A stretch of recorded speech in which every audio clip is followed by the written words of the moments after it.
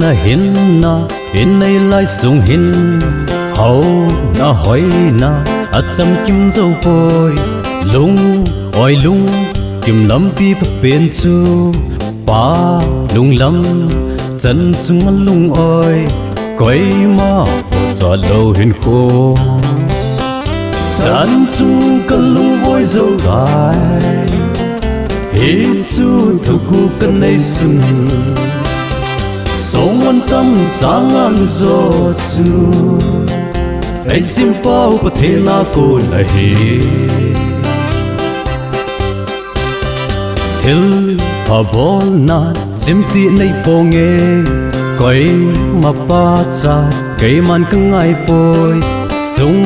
lam ve hingjing Pathen chun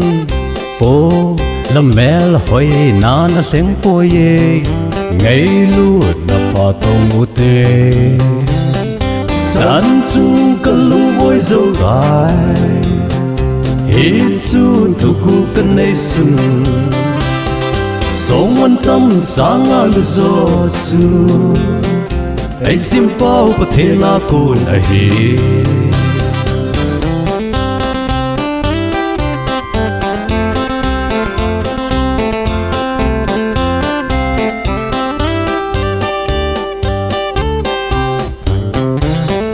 Damna hoina muzau lo hinkho sanga thei mitzole elbai changchung lung-oi nadia phapen chu se le khol sin izoting ule Koima mimo talo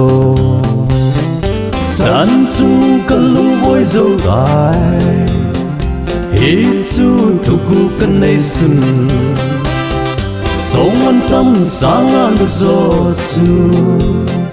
Eisem Pathen ko lahi changchung kalung-oi joutai Hichu thuguh kaneisun Songman sanga Eisem Pathen ko lahi